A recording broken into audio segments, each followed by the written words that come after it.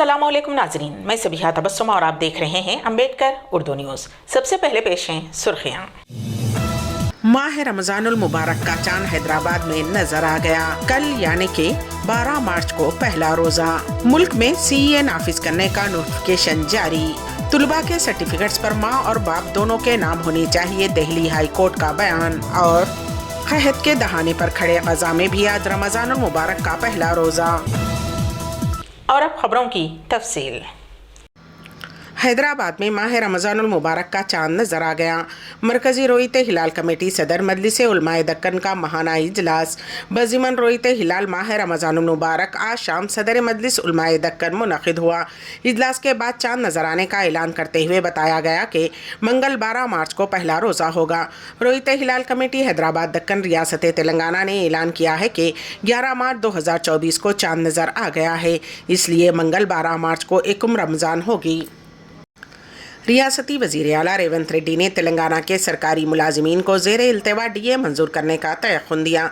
इतवार को अपनी सरकारी रिहाइशगाह में वज़ीर आला ने मुलाजिमीन, असातिज़ा और वर्कर्स यूनियनों के साथ एक इजलास मुनक़िद करते हुए उनके मसाइल से वाक़फ़ियत हासिल की। इस मौके पर खिताब करते हुए चीफ मिनिस्टर रेवंत रेड्डी ने कहा कि वो मुलाजिमीन के DA की मंजूरी का काबीना के इजलास में फ़ैसला लेंगे।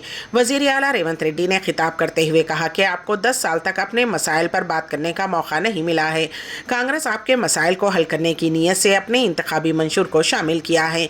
उनके हल की जिम्मेदारी अवामी हुकूमत लेगी।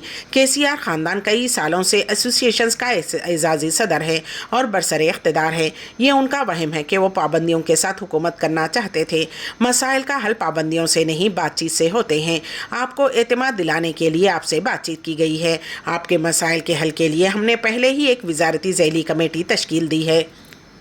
हैदराबाद में पुलिस ने CPR के जरिए इब्तदाई तिब्बी इमदाद के जरिए एक शख्स की जान बचाई। बड़ंगपेट पुलिस के मुताबिक जगन नामी शख्स ने हफ्ते की रात डायल 100 पर फ़ोन करके बताया कि वो खुदकुशी कर रहा है। इत्तला मिलते ही कांस्टेबल नारायणा और नरसिम्हा जो नई ड्यूटी पर थे उसके घर पहुंच गए। जगन फांसी से लटका हुआ था, उसे नीचे उतारकर CPR के जरिए उसकी सांस बहाल की गई और फिर उसे उस्मानिया हॉस्पिटल मुंतकिल किया गया, जहाँ वो ज़ेरे इलाज है। पुलिस की बरवक्त चौकसी के नतीजे में उसकी जान बच गई। जगन के घर वालों ने पुलिस मुलाजिमीन से इज़हार तशक्कुर किया। मदरसे तक़वा तहफ़्फ़ुज़ुल कुरान का सालाना जलसा तकमील हिफ्ज़ कुरान करीम व तक़सीम इस्नादात का इनेक़ाद अमल में लाया। इस मौके पर मस्जिद तक़वा में 3 तुलबा की क़िराअत कलाम पाक से इस प्रोग्राम का आगाज़ हुआ। हाफिज़ मोहम्मद इब्राहिम सिराज, हाफिज़ शेख ज़यान, हाफिज़ सैयद दानिश अफजल ने क़िराअत सुनाई। मेहमान ख़ुसूसी शेख इम्तियाज़ आलम जामई ने तुलबा से मुखातिब होते हुए कहा कि दीनी तालीम से आरास्ता करना हर वालिदैन की ज़िम्मेदारी है। जिस तरह अंग्रेज़ी मदारिस को तरजीह दी जाती है, हालात दिन ब दिन बदतर होते जा रहे हैं। ऐसे तुलबाए हिफ्ज़ किया है, इसको सारी ज़िंदगी अमल पैरा होना ज़रूरी है। शेख समीउल्लाह मदनी जामई इमाम व ख़तीब मस्जिद तक़वा ने निज़ामत के फ़राइज़ भी अंजाम दिए। उन्होंने कहा कि तुलबा को मदरसा रवाना करना ही काफ़ी नहीं, वालिदैन उन पर सख्त निगरानी करना भी ज़रूरी है और उनकी तरबियत लाजमी है। सदर मुदर्रिस शेख अली मौलाना ने कहा कि तमाम असातिज़ा ने बहुत मेहनत की, तब जाकर तुलबा ने इल्म के ज़ेवर से आरास्ता होते हुए जिन 3 तुलबा ने कुरान का हिफ्ज़ मुकम्मल किया है, जिन्होंने प्रोग्राम के आगाज़ में तिलावत कुरान मजीद सुनाया, सऊदी अरब से आए हुए शेख सुलेमान अल वतीद जो बानी मस्जिद के साहबजादे हैं और नौजवान कमेटी के ज़िम्मेदारान ने तुलबा की तकरीम करते हुए इनामात से नवाजा, जिसमें स्मार्ट वॉच के अलावा बहुत से इनामात तक़सीम किए गए। इस मौके पर नाज़िम मस्जिद शब्बीर मोहम्मदी मोहम्मद असलम, मोहम्मद हामिद, मोहम्मद सुलेमान, अब्दुल ख़ादर बिन अब्दुल रशीद, मोहम्मद अकबर, मोहम्मद बाबा के अलावा शेख मोहम्मद सूफ़ी ज़िम्मेदार शोबे नशर व इशाअत मौजूद थे। नरेंद्र मोदी हुकूमत ने मुल्क भर में CA नाफिज करने के फैसले पर अमल आवरी शुरू कर दी है। BJP ने 2019 लोकसभा इंतखाब से कबल अपने मंशूर में शहरियत तरमीम कानून CA को शामिल किया था और अब 2024 लोकसभा इंतखाब के ऐलान से ऐन कबल उसको पूरे मुल्क में नाफिज करने से मुताल्लिक़ नोटिफिकेशन जारी कर दिया है। उसके तहत अब 3 पड़ोसी ममालिक के अक़लियतों को हिंदुस्तान की शहरियत मिल सकेगी। इसके लिए उन्हें मरकज़ी हुकूमत के ऑनलाइन पोर्टल पर दरख्वास्तें दाखिल करनी होंगी। वाज़ेह रहे कि अक़लियतों ریاستوں اور شمال مشرقی ریاستوں کی جانب سے CA کے نفاذ کے خلاف احتجاج کے باوجود مرکز نے نوٹیفکیشن جاری کر دیا ہے۔ شہریت ترمیمی قانون شہریت ترمیمی ایکٹ دسمبر 2019 میں منظور کیا گیا تھا۔ اسے صدر جمہوریہ کی منظوری بھی مل گئی تھی، تاہم یہ ایکٹ نافذ نہیں ہوا تھا کیونکہ مکمل ضوابط وضع نہیں کیے گئے تھے۔ آج مرکزی حکومت نے ایک تازہ ترین نوٹیفکیشن اس سلسلے میں جاری کر دیا ہے۔ طلباء کے تعلیمی سرٹیفکیٹس پر ماں اور باپ دونوں کے ناموں کے اندراج کی عدالت نے ہدایت دی ہے۔ دہلی ہائی کورٹ نے شناخت کی برابری کو صنفی و مواقع کی برابری کی طرح اہم قرار دیتے ہوئے طلباء کی تعلیمی اسناد پر والدین کے ناموں کے اندراج سے متعلق اہم فیصلہ سنایا ہے۔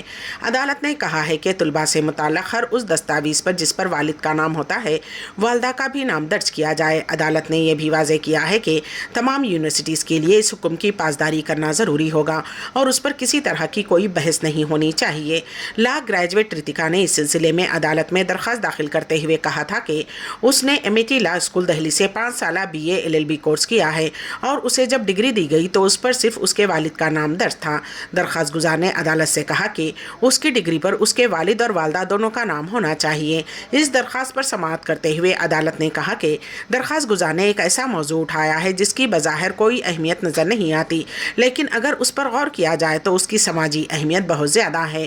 اس ضمن میں یونیورسٹی گرانٹس کمیشن UGC نے 6 جون 2014 کو ایک سرکولر بھی جاری کیا تھا، لیکن اسے نظر انداز کیا جا رہا ہے، جس پر عدالت نے افسوس کا بھی اظہار کیا۔ عدالت نے کہا کہ سرٹیفکیٹ پر والدین کا نام ہونا چاہیے۔ کانگریس کے صدر ملک ارجن کھڑگے نے بھارتیہ جنتا پارٹی اور راشٹریہ سویم سیوک سنگھ پر حملہ کرتے ہوئے کہا ہے کہ دونوں بابا صاحب بھیم راؤ امبیڈکر کے آئین کو ختم کر کے ملک کے آئین کو بدلنے کی سازش کر رہے ہیں، اس لیے وہ لوک سبھا انتخابات میں 2/3 اکثریت حاصل کر کے حکومت بنانا چاہتے ہیں۔ کھڑگے نے پارٹی ہیڈ کوارٹر میں ایک پریس کانفرنس میں کہا کہ BJP MP کھلے عام کہتے ہیں کہ پارٹی کو آئین میں تبدیلی کے لیے لوک سبھا میں 400 کے اعداد و شمار کی ضرورت ہے۔ انہوں نے کہا کہ اگر BJP اس بیان کو غلط سمجھتی ہے تو اسے ایسا کہنے والے MP کو پارٹی سے نکال دینا چاہیے۔ انہوں نے کہا کہ مجھے بڑے دکھ کے ساتھ کہنا پڑ رہا ہے کہ BJP نے آئین کو فوری طرح سے قبول نہیں کیا ہے۔ ایک طرف وزیر اعظم کہتے ہیں آئین نہیں بدلا جائے گا، دوسری جانب وہ اپنے ممبران پارلیمنٹ کو یہ کہتے ہیں کہ آئین کو بدلنا ہے، ہمیں 2/3 اکثریت کی ضرورت ہے۔ سپریم کورٹ نے الیکٹرول بانڈز کے معاملے میں اسٹیٹ بینک آف انڈیا کو راحت دینے سے انکار کرتے ہوئے کل تک اس کی تفصیلات الیکشن کمیشن کو پیش کرنے کی ہدایت دی ہے۔ اسٹیٹ بینک آف انڈیا نے سیاسی جماعتوں کو موصول ہونے والے ہر الیکٹرول بانڈ کی تفصیلات ظاہر کرنے کے لیے آخری تاریخ 30 جون 2024 تک بڑھانے کی درخواست داخل کی تھی، جس پر سپریم کورٹ نے سخت موقف اختیار کرتے ہوئے کہا کہ state bank of India bond سے متعلق تمام معلومات کل تک فراہم کرے اور الیکشن کمیشن اسے 15 مارچ تک شائع کرے۔ سپریم کورٹ نے اسٹیٹ بینک آف انڈیا کی اس درخواست کو مسترد کر دیا، جس میں الیکشن کمیشن آف انڈیا کو الیکٹرول بانڈز کی تفصیلات شائع کرنے کے لیے 30 جون تک کا وقت طلب کیا گیا تھا۔ عدالت نے SBI سے کہا ہے کہ وہ 12 مارچ تک الیکٹرول بانڈز کی تفصیلات کا انکشاف کرے۔ سپریم کورٹ نے SBI کو خبردار کیا ہے کہ اگر بینک بانڈز کی تفصیلات 12 مارچ تک الیکشن کمیشن کے حوالے نہیں کرتا ہے تو وہ اس کے خلاف توہین عدالت کی کارروائی شروع کی جائے گی۔ بزم فگار عظیم آبادی کی جانب سے 32واں مشاعرہ انعقاد کیا گیا، جو کہ بھارتیہ بھاشا پریشد حل مشاعرے کی صدارت مشہور و معروف شاعر ادیب و صحافی حلیم صابر نے انجام دی، جبکہ نقابت کے فرائض افسانہ نگار شین انور نے بحسن خوبی انجام دیے۔ مہمانان خصوصی کی حیثیت سے پروفیسر ابو بکر جیلانی، ڈاکٹر عمر غزالی، سید عرفان شیر شریک بزم رہے۔ مشاعرے کا آغاز رئیس اعظم حیدری کی تلاوت قرآن پاک سے ہوا۔ بعد اشرف یعقوبی نے نعت شریف کا نذرانہ پیش کیا۔ یوسف اختر نے فغار عظیم آبادی کی غزل سے باضابطہ مشاعرے کا آغاز کیا۔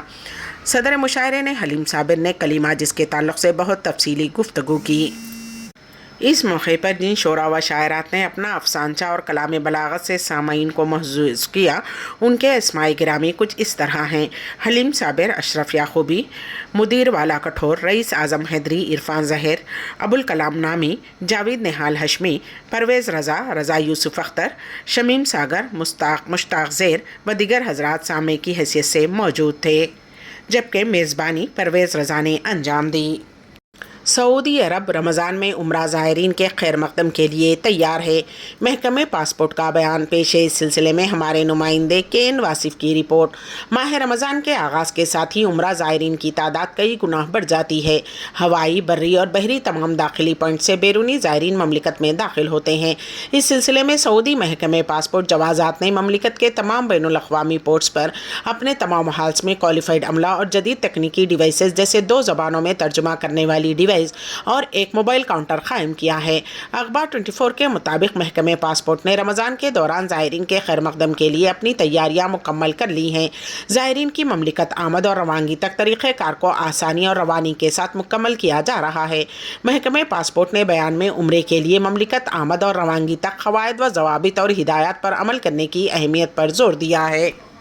اسرائیلی جارحیت کے چلتے کھنڈر میں تبدیل ہو چکا غزہ رمضان کی آمد کی خوشیاں بھی نہ منا سکا۔ رمضان سے قبل 6 ہفتوں کی جنگ بندی کی یقین دہانی کرانے والے امریکہ اور مغربی ممالک نے اسرائیل کی ہٹ دھرمی کے آگے گھٹنے ٹیک دیے۔ اب جنگ بندی کے بجائے صرف انسانی امداد پر زور دیا جا رہا ہے۔ غزہ کے جو مسلمان پہلے ہی سے دن میں ایک وقت کی خوراک کے لیے مارے پھر رہے ہیں، وہ رمضان المبارک کا اہتمام کیسے کریں گے؟ یہ ایک بڑا سوال ہے۔ ماؤں کو کھانے کے لیے کھانا نہیں ہے، جس سے بچوں کو دودھ کی کمی کا سامنا کرنا پڑ رہا ہے۔ بچوں کو ایک وقت کا کھانا کھلانے کے لیے فلسطینی خاندان کے بڑے فاقہ کشی پر مجبور ہو گئے ہیں۔ حالانکہ اتنے ابتر ہو چکے ہیں حالات کے فلسطینی کچرے اور ملبے میں کھانے کی اشیاء تلاش کر رہے ہیں۔ بھوک سے مغلوب فلسطینیوں کو پینے کے لیے صاف پانی بھی میسر نہیں ہے۔ اسرائیلی افواج نے غزہ میں چن چن کر پانی کے ذخیروں کو نشانہ بنایا ہے۔ اب جبکہ ایک وقت کا کھانا میسر نہیں ہے، ان حالات میں غزہ کے مسلمان سحر و افطار کا انتظام کیسے کریں گے؟ یہ ایک بڑا سوال ہے۔ مسجد الحرام کی قالینوں کو یومیہ 12 مرتبہ سینیٹائز کیا جاتا ہے۔ پیش ہے اس سلسلے میں ہمارے نمائندے کین واصف کی رپورٹ۔ حرمین شریفین میں جس قدر کثیر تعداد میں زائرین آتے ہیں، شاید ہی دنیا کی کسی اور عبادت گاہ میں آتے ہوں گے۔ اس قدر کثیر تعداد میں زائرین کی آمد و رفت کے باوجود حرمین کے کسی حصے میں گرد یا کچرے تنکے بھی نظر نہیں آتے۔ مسجد الحرام میں ادارہ امور صحت عامہ و نگہداشت کے ڈائریکٹر حسن السوہیری نے کہا ہے کہ یومیہ بنیادوں پر مسجد کے قالینوں کو 12 مرتبہ سینیٹائز کیا جاتا ہے۔ سبق نیوز کے مطابق ڈائریکٹر امور صحت کا مزید کہنا تھا کہ مسجد الحرام کی قالینوں کی سینیٹائزنگ کے لیے 19,000 لیٹر سینیٹائزر استعمال کیا جاتا ہے، جو حرمین شریفین کے لیے مخصوص طریقے سے تیار کرایا جاتا ہے۔ السوہیری نے سینیٹائزنگ کے حوالے سے فراہم کی جانے والی افرادی قوت کے بارے میں سوال کا جواب دیتے ہوئے کہا کہ مسجد الحرام میں قالینوں اور مختلف مقامات پر جراثیم کش ادویات کا اسپرے کرنے کے لیے 4,000 سے زائد تربیت یافتہ عملہ متعین کیا گیا ہے، جو مختلف شفٹوں میں ذمہ داریاں ادا کرتے ہیں۔ انہوں نے مزید بتایا کہ ماہ رمضان المبارک میں عام طور پر زائرین عصر کی نماز کے وقت آتے ہیں اور ان کی اکثریت تراویح کے بعد ہی جاتی ہے۔ اس لیے ماہ رمضان میں لوگوں کی سہولت کے پیش نظر سینیٹائزنگ کے اوقات کو تبدیل کر دیا جاتا ہے تاکہ زائرین کو دشواری نہ ہو۔ مسجد الحرام کے بیرونی صحنوں اور مختلف مقامات پر حشرات الارض سے بچاؤ کے لیے مخصوص اسپرے یونٹ 170 نگران جبکہ 120 کارکن ہیں جو مستقل بنیادوں پر خدمات انجام دیتے ہیں۔ امبیڈکر اردو نیوز کے اختتام سے قبل دوبارہ سرخیوں پر ایک نظر۔ ماہ رمضان المبارک کا چاند حیدرآباد میں نظر آ گیا۔ کل یعنی کہ 12 مارچ کو پہلا روزہ۔ ملک میں CA نافذ کرنے کا نوٹیفکیشن جاری۔ طلباء کے سرٹیفکیٹس پر ماں اور باپ دونوں کے نام ہونے چاہیے، دہلی ہائی کورٹ کا بیان۔ اور قحط کے دہانے پر کھڑے غزہ میں بھی آج رمضان المبارک کا پہلا روزہ۔ اسی کے ساتھ ہی امبیڈکر اردو نیوز یہیں پر اختتام پذیر ہوتی ہیں، تو دیجیے گا سبیحہ تبسم کو اجازت۔ اللہ حافظ۔